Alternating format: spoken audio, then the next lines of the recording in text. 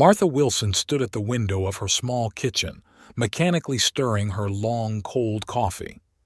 Outside, the gray sky was overcast, as if reflecting her mood. 48 years old, and it seems like her life has already passed her by. The phone vibrated. A message from her daughter Lauren. "Mom, I'm sorry, but I won't be able to come this month. I have extra classes at the university and I got a part-time job at a cafe." Martha sighed heavily. She understood that her daughter was trying to be independent, but it didn't make it any easier. "Working late again?" came the voice of Betty, her neighbor, as Martha locked the apartment door. "Yes, there's an important report due tonight," Martha replied, trying to smile. "You should think about yourself." Betty shook her head. "How long can you live like this?" The office was even worse. The head of the department, Mr. Parker, called everyone in for a morning meeting. "The company is going through a rough patch," he said, his voice dry and formal. "We have to optimize our staff. Unfortunately, some positions will have to be cut." Marta felt her heart sink. She knew that her position was one of those under threat. 15 years with the company, and she was still just an ordinary accountant. During her lunch break, Rachel from HR approached her. "Martha, did you hear the news? They say they're planning to lay off a third of the staff." "I'm trying not to think about it," Martha replied, flipping through her papers. "You need to find something new," Rachel whispered. "With your experience," Martha shook her head. "Who wants an accountant my age? Everyone is looking for young people nowadays." In the evening, sitting in her rented apartment, Marta looked over the bills. Rent, utilities, the car loan she had taken out to help Lauren with her studies, and barely enough money to get from paycheck to paycheck. Her thoughts turned to Michael, her ex-husband. 8 years ago, he had simply packed up and left, leaving her alone with a 14-year-old daughter and a pile of debt. "I can't do this anymore," he said then. "You are too focused on work and money. I feel useless." Marta smiled bitterly. Of course she was obsessed with money.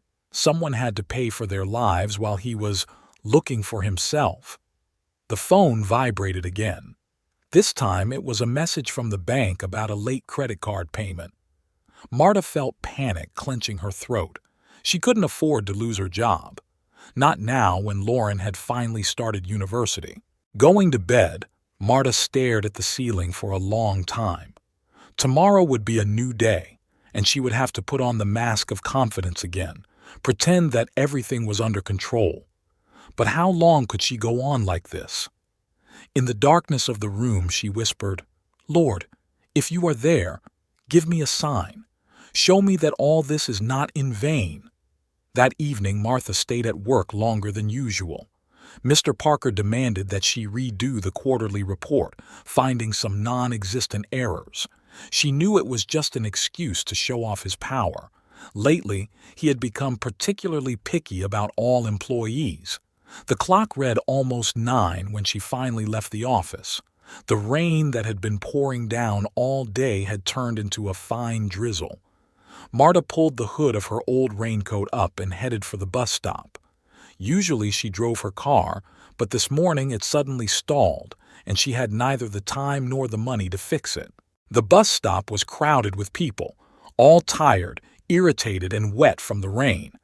When the bus arrived, the crowd literally pushed her inside. Marta barely had time to grab a handrail to keep from falling. "Excuse me," someone muttered, elbowing her. She was lucky. Someone had just made room in the middle of the cabin. Marta quickly sat down, clutching her bag of documents. Her eyelids were heavy with fatigue and her thoughts were confused. She pulled out her phone, a new message from Lauren. "Mom, I'm sorry I didn't call you back. I had a class and then a part-time job. It's okay, don't worry." Martha sighed. Her daughter had always been independent, but lately they had begun to drift apart. Perhaps this is natural. Lauren is growing up, building her own life. At the next stop, an elderly man got on the bus. He was tall and thin, wearing an elegant though slightly worn coat. He was holding an old leather folder and leaning on a cane. His gray hair was wet from the rain. Martha noticed him struggling to stay on his feet when the bus braked abruptly.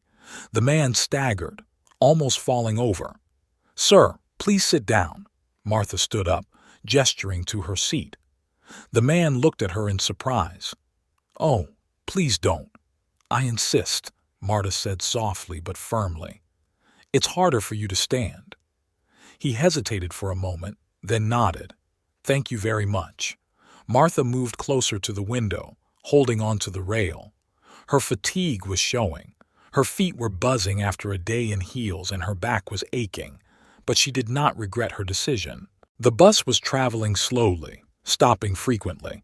The rain intensified, the windows fogged up. Marta looked at the blurry lights outside the window and thought about tomorrow. She'd have to wake up early to make it to the car repair shop. "Excuse me," she suddenly heard the man's voice. "Do you always take this route?" "No," Martha answered. "I usually drive, but today it broke down." "I see," he nodded. "You know, I noticed how you helped that woman with the child at the bus stop. It's rare to see such consideration for others." Martha looked at him in surprise. She didn't even remember the woman with the child. "I just helped her lift the wheelchair up the bus step. Nothing special." "It was nothing," she shrugged. The man shook his head. "Nowadays, people often forget about simple human gestures. Everyone is in a hurry. Everyone is busy with their own problems." His eyes were tired but kind. Something in his gaze made Martha feel strangely excited. "My stop," he suddenly said as the bus began to slow down. "Thank you, miss. There are not many good people left in the world." He stood up slowly, leaning on his cane. For a moment, their eyes met, and Martha felt as if he wanted to say something else. But the moment passed, and the man headed for the exit. Martha watched him slowly descend the steps.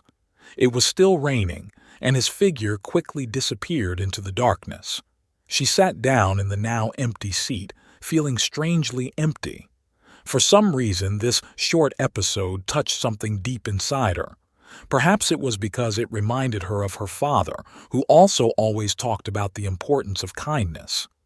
At home, while preparing dinner, she barely thought about the meeting. It was a particularly difficult day. Mr. Parker called the team together for another meeting where he announced a reduction in bonuses. Martha noticed Rachel wiping away tears in the corner of the office. She had been told she was being fired yesterday. "It's nothing personal," Parker told her. "It's just optimization." Martha walked home. The car repair shop had asked for an exorbitant amount of money for repairs, and she decided to postpone the issue. Her feet hurt from walking in heels, but it was better than spending money on a taxi. She met Betty at the mailboxes. "Martha, did you hear? Mrs. Thompson from the 5th floor died. One son lives in Europe, the other in prison. No one to even organize the funeral." Martha nodded as she took out the keys to the box. There were bills, flyers, and an envelope with no return address. Thick, cream-colored paper, her name printed on a computer. "Is it important?" Betty asked. "I don't know," Martha replied, feeling inexplicably excited. In her apartment, she stared at the envelope for a long time before opening it. Inside was a neatly folded sheet of the same creamy paper. "Dear Miss Wilson, you are probably surprised by this letter. I hesitated for a long time before writing it, but after our brief meeting on the bus, I realized that I couldn't just pass it by. In our world, you rarely meet a person who is capable of selfless kindness. You could have just sat there like the other passengers did, but you chose a different path. I have an offer that could change your life. No, this is not a scam or a religious sect. It's just a conversation that could open up new opportunities for you. If you agree to meet, come to the Blue Moon Cafe on the corner of 5th Avenue and Maple Street tomorrow at 6 in the evening. I will be waiting at a table by the window. P.S. I realize that an anonymous letter can be suspicious, but sometimes the most important changes in life begin with a step into the unknown." Marta read the letter 3 times. Her hands were shaking. She remembered the man on the bus, his tired eyes, his old-fashioned coat, his strange way of speaking. Thoughts swarmed through her mind. It could have been a joke, or something worse, a fraud, an attempt to get her involved in some kind of scam. There are so many stories nowadays about how criminals take advantage of people's gullibility. She dialed Lauren's number. "Mom, I'm at work." Her daughter's voice sounded tired. "Is it urgent?" "No, it's just that Martha hesitated. I just wanted to hear your voice." "Okay, Mom. I'll call you later, okay?" After the conversation, Marta sat in the dark kitchen for a long time. A lantern flickered outside the window, casting bizarre shadows on the wall.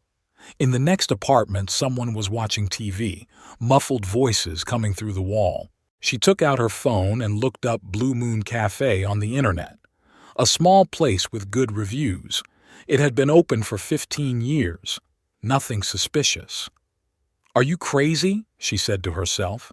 "Going to meet a stranger?" But something inside her told her that it wasn't just a coincidence.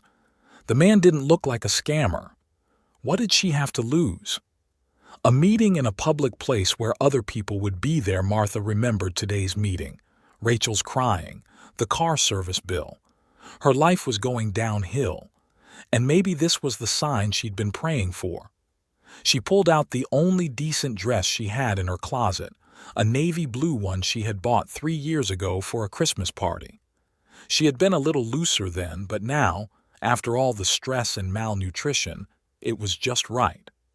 The phone vibrated again, a message from the bank about another overdue payment. Martha decisively deleted it.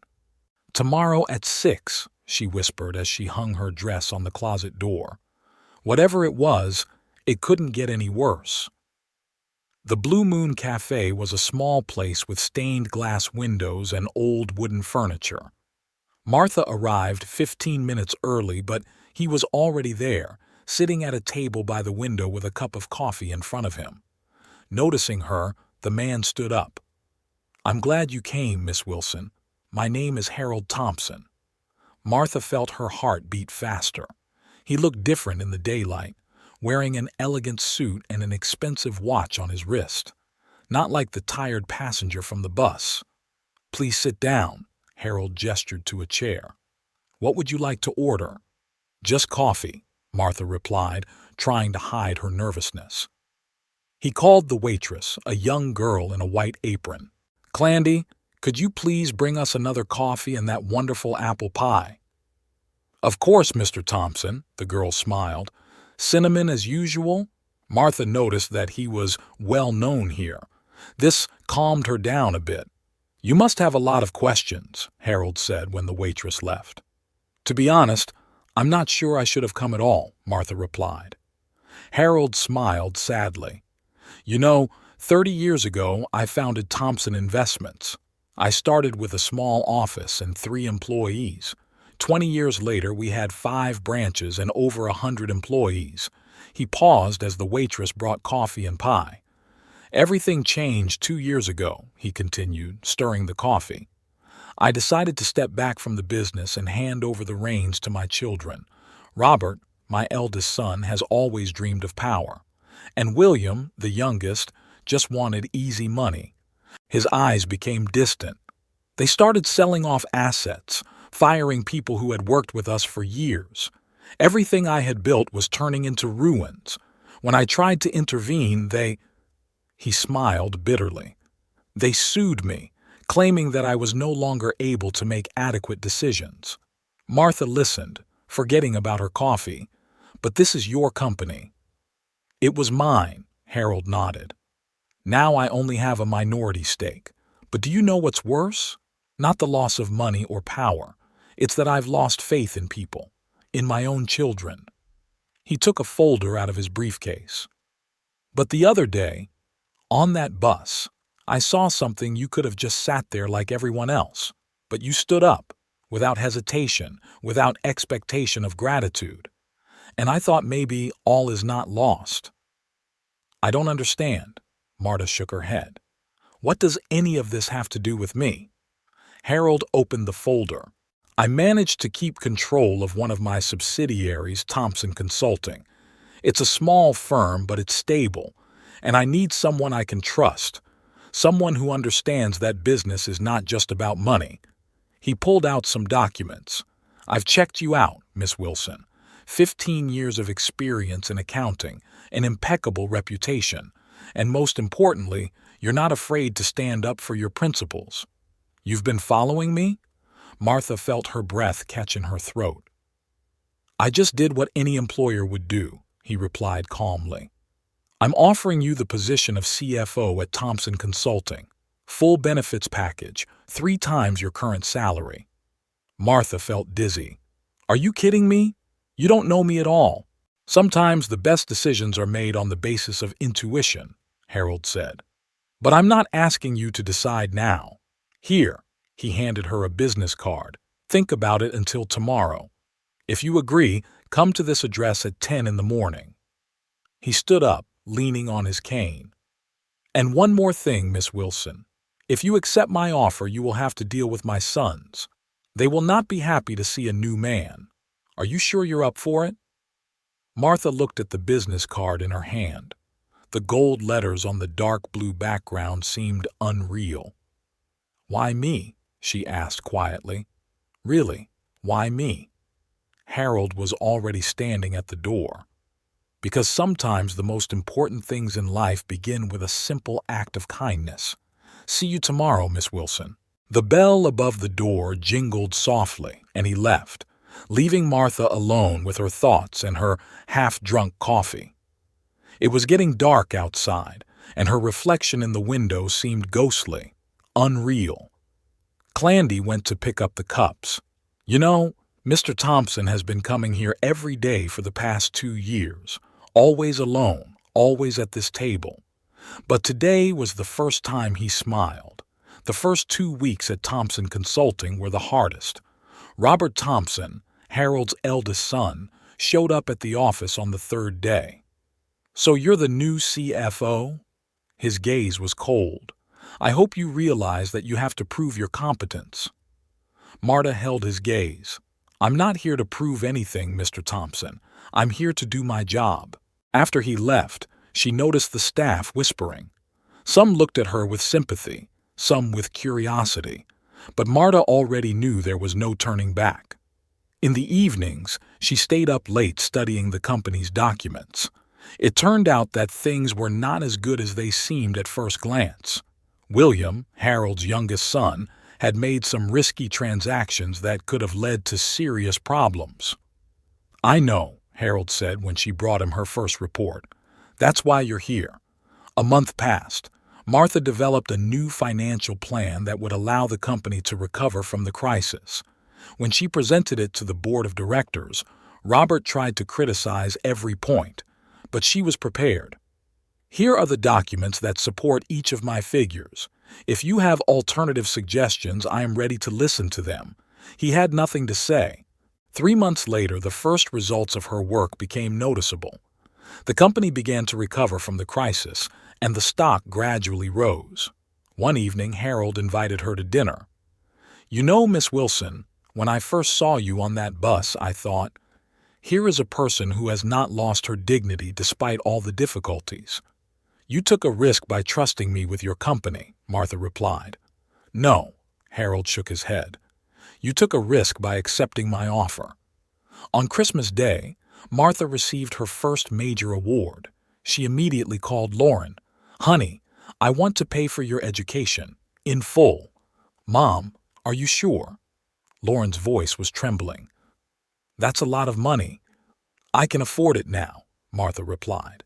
And for the first time in a long time, she sounded genuinely happy. In the spring, she found a new apartment, a bigger one in a nice neighborhood. When she was packing to move, she found the letter from Harold. The paper had yellowed, but the words were still clearly visible.